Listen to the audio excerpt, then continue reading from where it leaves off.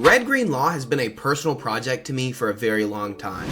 As my favorite leader in the One Piece trading card game, I find it very exciting to play, and I'm super excited for it in the OP10 format. But for now, we need to perfect OP09. So here on this new series, I will be playing a lot of Red Green Law on the competitive sim. In this time, we will be trying out many different deck lists for the leader. With red green as a color combination, you can play Straw Hat, Supernova, Minx, Don Quixote, Whitebeard, red-haired pirates. There's so many archetypes to choose from when choosing how you want to play this leader that in this series, I would like to continue our journey by trying many new archetypes that help counter our biggest opponents. Your biggest opponent as Red Green Law is usually something like Shanks or Rob Lucci. Please enjoy as you join this journey of mine that I've been wanting to take for a while, as I've played Red Green Law at locals and other places, just wanting to learn more and more and become a better player. I will say though, this Red Green Law play is not for the novice. You're just looking for a fun deck to play around, this one's probably not for you. Anyways, we're going to get into a deck profile. This is my starting list, how we are going to start this series, and then we will grow into new builds as we continue building this deck list together as a community. Leave your comments, your ideas down below or in the Discord, and let's get into the deck profile. His effect, if you don't know, for those who don't know, Red Green Law is an activate main once per turn, tap 2 Dawn. If you have 5 characters, return 1 character to the owner's hand, then play up to 1 character where they cost 5 or lower with a different color as the returned character. Meaning we can technically return a 2k counter just to return a 2k counter, or we can continue to spam out bigger bodies, returning low cost characters and playing out bigger cost characters for continued value. My starting list is not so generic. In here, if you know the Zero deck list, which I'm sure you do by now as it came out in OP08, this is the build that I like to go for. It's a lot more aggressive, it's low to the ground while also spamming out a lot of great bodies, and sometimes you can get 3 bodies for just 3 Dawn, as you would with your 1-drop Law build. In this, we run 3 of the EVO 1 blocker Tony Choppers, 1 of the 2k counter Sanjis for decks that try to starve us out, 1-drop Searcher Nami, very good card, and it's something you can return to your hand and reuse over and over and over. Now we get into our Rush Zoro. This card's just iconic in Red Green Law. You have to play it with this kind of list. The 3-drop Chopper plays out a 3000 power or lower animal, which helps us cheat out stuff like Hiking Bear, Chopper, the other Chopper. There's a lot of choppers in here. 3-drop Chopper is the most important card, the mulligan piece. You need this in your hand. Your turn on play or when attacking, look at the top 5 and play out an animal with 4000 or power or less rested. Meaning that we can play out this Chopper, this Chopper, this Chopper, this Chopper, and the Hiking Bear, giving us many targets to spam on the board while also being able to return these characters to hand with our leader effect, like our 2k counters and other characters like blockers to play out later. The 2k Hiking Bear does not really use its effect, but it's an amazing 2k counter, like I said, to return to your hand. This Chopper is great when you play out the 3-drop Chopper that plays a character from your hand, sometimes being the best utility as this is guaranteed to hit if both of these are in your hand, rather than playing out this and hoping to keep cards in hand, especially knowing that it doesn't have counter. This is a searchable Monkey D. Luffy that is searchable by both Straw Hat and Supernova, as we also play a Supernova Searcher. It has Rush and Unblockable when it has 2 Dawn. Cavendish is an iconic Supernova card. If you're playing Supernova package, I think you just need this card at this point. Our 5-drop Law really works with our Zoro, returning one of our characters to hand to play out a 3-cost, which would replace a Nami Searcher or a Bonnie Searcher to play out something like a Zoro or a Chopper blocker. Then we get into the 2-cost Chopper. This actually does have some utility in the deck against chump blockers, resting up to one of our opponent's cost 2 or lower characters, really helping with like Vasco Shot and other characters if this can stick on the board. Our 5-drop Bonnie really helps us in certain matchups that really prepare for big 10-drop events and characters such as Big Mom Pirates or Red Hair Shanks. Freezing a Dawn or freezing a character can be very impactful. Our 1-drop Bonnie Searcher helps us look through the deck for our Supernova characters, which are usually our green characters, to cheat out by returning our red characters to hand. This is known as Restand Law. He restands a 5-cost or lower Supernova, meaning that we could swing 11,000 unblockable on this Luffy, play this out for 5, and then swing 11,000 a second time, hopefully getting us the game in situations where we just need it. And then finally, I like to end it off with double Rad Beam. A lot of people play this as a one-of, but I like having 2 in the deck, and I think it works really well. This is my Red Green Law deck that I play at locals and that I'm trying to build to the best of my abilities, but I know there's so many more engines we can come up with together to put in this deck, so let me know your thoughts down below. Now, let's hit the rank ladder, see how we do, and continue to build up our red-green law deck, and see what we need to change for other matchups and meta shifts. So it looks like it's a black day. I mean, I guess there's not much I can say about it. Sorry, I need to go to my in-game right here. I guess we'll take the second curve from them. Not that we can really do anything on the early game. Maybe taking first is better, but I think we'll just keep this and hope for the best. I will show you how to traverse this black matchup. It's really difficult, I'm not gonna lie. We're sitting around 34 million berry bounty right now, so you just pass turn here and hope for the best. I'm telling you, you just need to get rid of their Brooks and stuff like that. We will just take this 8k swing to face. He's not wanting to give us resources from hand. He mills a Gecko Moria and a Khalifa. He can return the Khalifa later on, but now we are just going to load up. We're going to try to get resources out of them, so we will play the Nami out, knowing that we're not losing cards in hand, and play it pretty simply. I mean, we're building up a strong hand size, and we're getting good characters to hand, being a now 2k counter, and then we'll pass a turnover. We have strong units to cheat out, but we need 7 Dawn to get a full board, knowing that we probably lose at least 2 characters, so we're having to play this late game option that we don't really enjoy, honestly.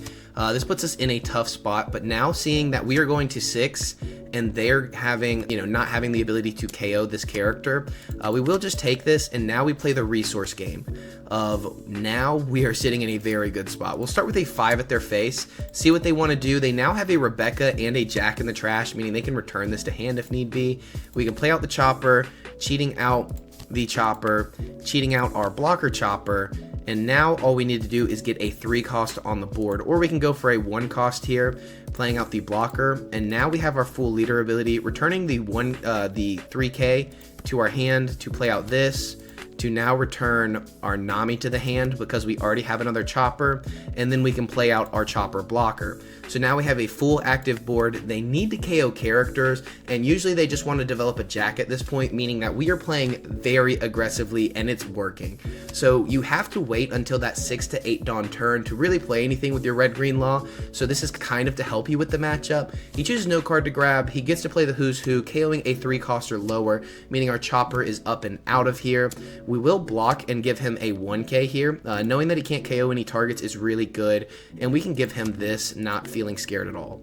So now we have the Zoro in hand, which is going to be very strong in just a few moments. We'll swing 5 probably at face. We could go 7 here. Just go ahead and try to get a couple cards out of hand because we can be really aggressive. We're sitting in a safe spot. We don't get anything off the top, but that's okay. That's why we have the extra Dawn for, because now we can play out this for 2. We can play out the Zoro for 3 actually, and then get to restand him. So we'll go this for 3. We were hoping for another body to not have to do it this way, but it's kind of just part of where we're at this point in the game. So we'll swing 5 into face. Feeling pretty safe about this swing, I'm going to be honest. Not that it's going to go through, but that we're getting a lot of aggression off. We'll swing 6 into face. He will have to take here, and then we will leader ability, returning our chopper blocker to hand, I believe. It's hard to say because we already have this in hand. I think a blocker is better for safety. Returning this to play the restand law, and now we'll swing 5 into face, and we may even swing the 6, seeing that we already have them on the 1 life. We are playing very aggressive. We still have a blocker, and they have 7 cards in hand. So this is kind of how you have to take the Lucci matchup. Very aggressive and find the right targets. Literally, it's a spray and pray. They disconnect. They give up early. That's how you take on Rob Lucci right there. It's pure aggression after you hit 6 Dawn, and don't let them develop what they need to. I'd say that was a pretty good matchup. Let me know down below. That one felt good. Purple Black Luffy, this is where the black matchup comes in. They have the Sanji pool here. We're in a tough spot. We find our Nami, which is good for searching. So we can either grab the 3 cost chopper or the other 3 cost chopper and be pretty safe thanks to this hand. So we will keep this. I know this one looks weird. Bonnie Searcher would be really good right about now. I'm not going to lie to you guys. So let's see what we find here. We don't find anything we need. So we'll grab this. We won't even... I don't even know if we play this out. I mean, it's early. We don't know what he's playing. We'll play into whatever he's doing. Getting out just a cheap little chump blocker here is not going to be bad. Just in case. I mean, he could go 7 into face. We'll take that. If he plays something like a Brook, kind of just cooked. So we will take, and then we do get the chopper we were looking for to spam out more bodies on the board. So I think we have to give him a green 2k counter here. We always have to watch out for what colors we're giving him, of course, because, you know, that always changes everything. And I don't even think we'll swing the law. I don't think I'm stressed about him, honestly.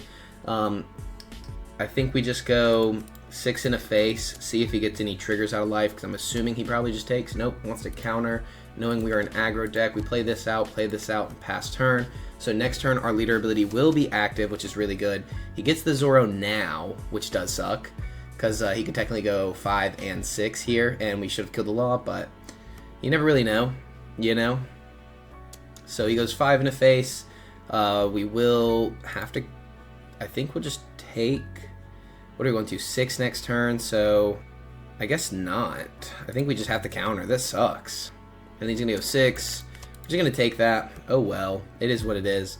We don't need to spam out more bodies on the board, so we could go 1 here, play, add 1 here, swing 5.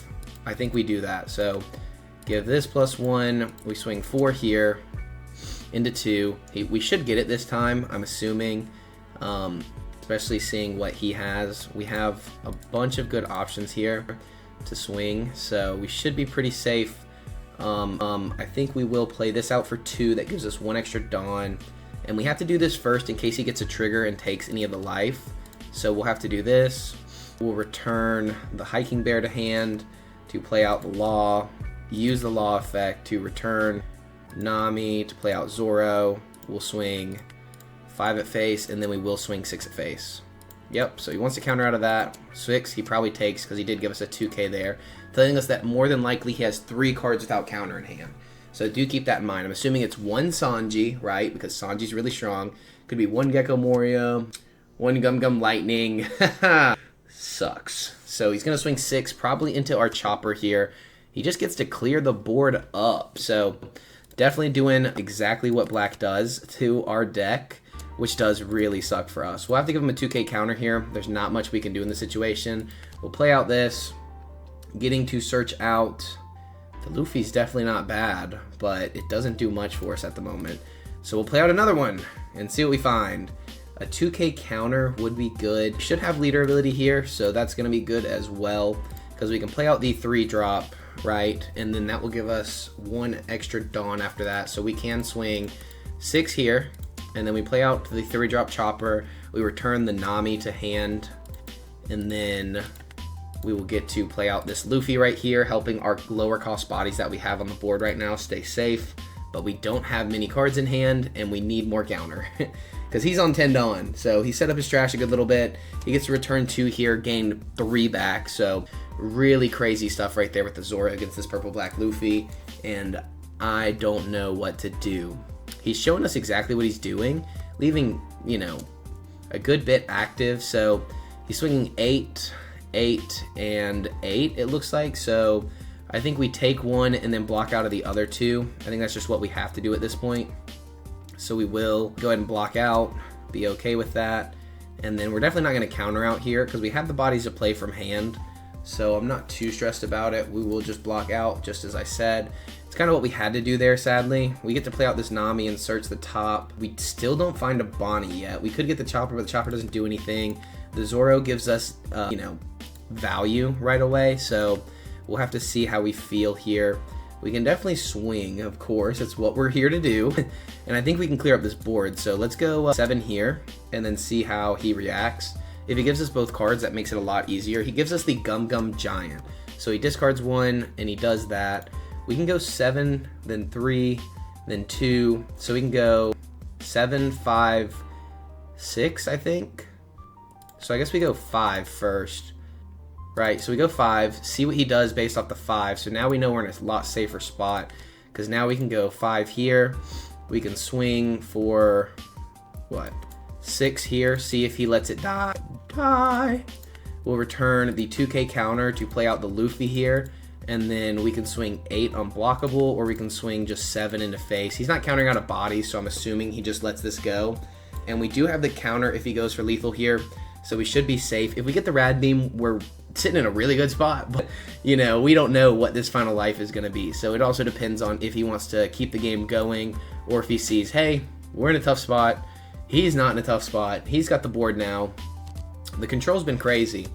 Wow, 9-drop Rush Kaido. Getting 2 back is active. What do you do here?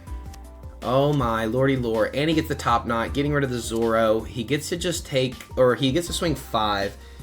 can we get out of 10? We would need another 1k, right? Because the only way we get lethal next turn is, well, no, because 2, 2, 1, 2, right? That gets out of that gives us that. We need a 1k for the Zoro. So we will take no trigger. I'm baiting him in. We'll give him the 1 here, right? And then he's going to probably swing no matter what he swings the 10 into, I'm going to get out of it, thankfully. But now we have to win with what we have on board, which is not looking good. I think we go 5 into face, see how he takes it, right? If he takes, he's in a very tough position. He has none active for Gum Gum Giant. He has to get out of this, in my opinion. But the math is not mathing for us. We have to hope one of these is a brick. We know he had 3 earlier, but he played the Kaido, he played the Top Knot, he's played the Sanji, he's played the Gum Gum Giant, he's played the Gum Gum Lightning, and he takes. So now we just go 7 into face. So this should hit, and then we just dump everything here on Nami, and we get the game. Legitimately, we may have the game. He need 2, 2, 2, 1. We win. He only had a 2k counter. We knew he was bricked up earlier, but I will take that win on the sim. We're up to 30-some million bounty. That's hype. Red Green Law is a tough deck into black, but I think that's kind of how you play it. I definitely should have played it a lot differently early game, but it's one of those, you never know if they're playing the purple ramp side or the black destruction side, so sometimes you just never know. We get another matchup with the same Rob Lucci, I'm assuming. We'll take second again away from them. This is a mulligan hand to the extreme. Now we find our 3-drop chopper, so we're feeling a lot more safe, but we're missing some of the units we need in hand. We're going to do the same thing, though. He does get to search off the top. Grabbing a Tempest Kick early is really good for him. We pass the turn, knowing that we're not playing anything. We really need to see a Nami right about now, if I'm honest. Just something to get on the board that they may not KO. And then 7 into face. Of course, I'm just going to take this. They leave 1 active, meaning they may have another searcher unit here, which may not be good for this situation. Again, remember that first game was very lucky, and we had the perfect pacing and ideas. We do have the double chopper here, but we would need to hit into another chopper and a 1 cost, if I'm honest. So we will swing 8 at face. We're going to leave the 1 up in case we need to go ahead and use the rad beam in case they get a little aggressive into our life, meaning that we will be very safe. We'll pass the turn here. We have a strong hand size that they don't really mess with. They don't play your 2-cost event that rip a random card or anything like that. And if they do, I'll be very surprised and kind of upset. Honestly, I would be a little frazzled by that, but it's part of the game we play. We have to let this go. I'm assuming he should just split right here and swing into our face pretty aggressively. We will take the 7 into face, grabbing another chopper. So this is a big difference from what we were doing earlier, if I'm honest, but we'll have to see how this plays out. We will play our 3-drop. Getting to play out this chopper, but not having a unit to cheat out does suck for what we're trying to do. We'll play out another 3-drop here, cheating out our blocker chopper, and then we will just swing 5 at face. We should have swung the 5 first, but sometimes you forget. They do have 8 cards in hand. We did just play this guy, so he should know to counter this, not giving us these cheap, easy swings into their face, but he takes, looking for the trigger, and he does not find it. 10 cards in hand is very scary, especially knowing that they could just drop a jack here and put us in a tough place. They already have 2 in trash. Usually they only run 2 in the full deck, but if they play out a Rebecca, getting to grab 1, they could definitely KO some of our characters on board, and we don't have any 2k counters just yet, so we are in kind of a tough spot, but our rad beam is active. This game looks like it's going to go a little bit longer as we don't have any rush strategies just yet, but we do have another 3-drop chopper, so we can lose 1 body on the board. Heck, we can lose 2 bodies on the board and still feel pretty safe knowing we have this for 3, this for 1. We'll be at 8, so after that we cheat out our Cavendish, and then we can actually play out another body. They're going to swing, it looks like, possibly 5 into one of our smaller bodies, but he really needs to do some math here because he needs to develop more characters on the board. He could also just split Dawn and really get cards out of hand. Hi, Petunia. I do see you, but you're not here right now. This is for the Red Green Law deck, not for the cat deck. I really love these choppers though. It even feels good into the Blackbeard matchup, especially knowing that a lot of them don't know what we do, and we play pure aggression. We play a lot of rush, and we will let him KO this. The only issue is if he plays out 2 Surus and then well, he could minus this by 1, and then play out a Suru for 1, play out a Lucci, and then KO 2 more characters, but it's something we just have to be kind of okay with, honestly. We don't have a 2k counter, our Rad Beam is not active, and there wasn't much we could have done last turn to leave that Rad Beam active other than play out a Nami instead, but that's less characters and easy to kill with what they can do. They play the Tempest Kick knowing that they have 10 cards, and they will play out, I'm assuming, a Rob Lucci here, KOing both of our characters, which does suck, but it's part of the game we play against the Rob Lucci matchup. He does get to KO both of our choppers, not knowing that we have another one in hand. So we're sitting in an okay spot to at least start getting our leader ability active here, but this is part of the game we play. We lost resources. He still has 9 cards in hand. So now he has 1 extra Floating Dawn. I don't think he has anything to play with it. He could play like a Spandom or something, but he's already seen 2, so the chance of him having a chance of us having this is crazy to start off. We definitely need to get down this 1 drop though to actually find targets if we do find another one of these choppers. I'm assuming we don't, but it's still better safe than sorry. We could do we Cavendish for 5? That would give us 3 U's, so we would still have 5, right? So then we play out one of these for 3, one of these for 1, that's 4, and then we'd only have 1 left for the Rad Beam. So we could do that, swing the 5 at face, and then start developing bodies that way, which I don't think is bad. Getting the Cavendish on board will be very good with 2 of the laws in hand, and hoping that he does not have another Rob Lucci. That's just hoping. We do have them aggressively taking life, so hopefully that is a good sign. I'm assuming you just counter out of this one. I mean, it's a 1k. There's no reason to take. He puts the Brook in trash, knowing that he will be going to a Gecko Moria turn next turn, so that is something we have to be worried about, but not something we can really play around here. We will get to grab a Zoro or a Chopper. I like the Zoro play just for the aggression. Just have so many 3 drops. If we get the 1 drop here, that would be, what, 6 Dawn left, and then we would have to still play out a 3. And we know he's getting the Brook next turn. So I think we go for the Zoro for the later play. I think that just makes more sense. If we tap this for 5, we have 3. So 5, and then we play this for 3, grabbing out a... We grab out the... This is just a stronger body for them to have to swing into.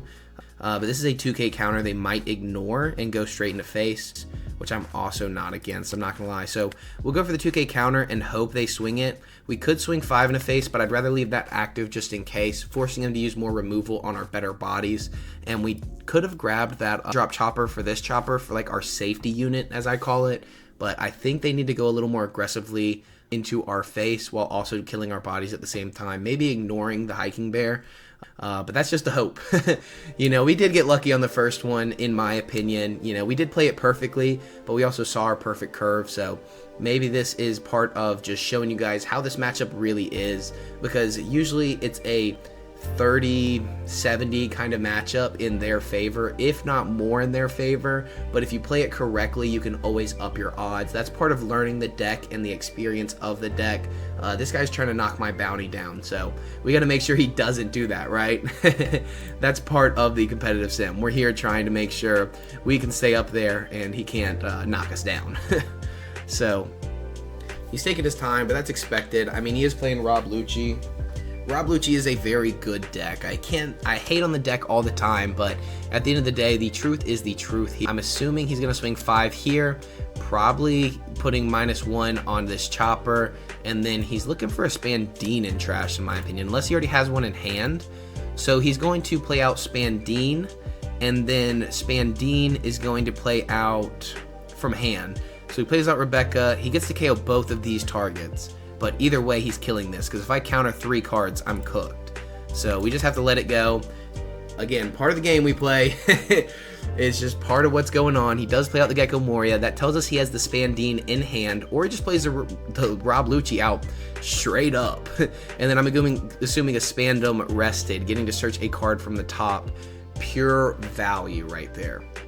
Rob Lucci will KO both of these targets, and then he will swing 6 into face, which we cannot take at this point, so we will have to counter out with the Radical Beam. I don't think we can give him 2 1Ks. That really just gives them, I mean, either way, it gives them a ton of information about our hand, especially getting out of a 6K swing with that, but there's no way we can develop a full board and, you know, keep one up for the rad beam here. So I think we just go ahead and use the rad beam, get rid of it, and make our life a little easier, just so now we don't have to worry about it so much.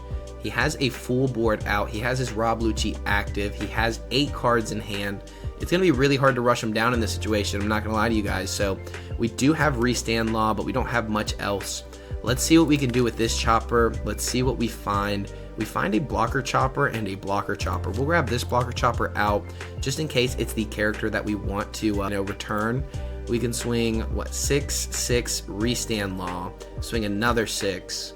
I think that's pretty solid right there. So we'll start with 6 at face, because there's no reason swinging the Lucci. He's going to give us counter for the Lucci for sure. Life, at least, it forces him to kind of choose what he wants to do, and we really need to get set up in a spot where we have more counter in hand, so we need to return some counter. If I was him, I would take this personally, just because it forces us to, you know, play totally different than what we're trying to. So if he hits the right trigger, you know, genuinely a Tempest Kick or a Ice Age just cooks this deck at that point. So we'll play out this for 3. We'll put 1 on it. We'll swing 6 at face again. Now he will have to counter out. I'm assuming he has 2Ks. There's just about no way you don't.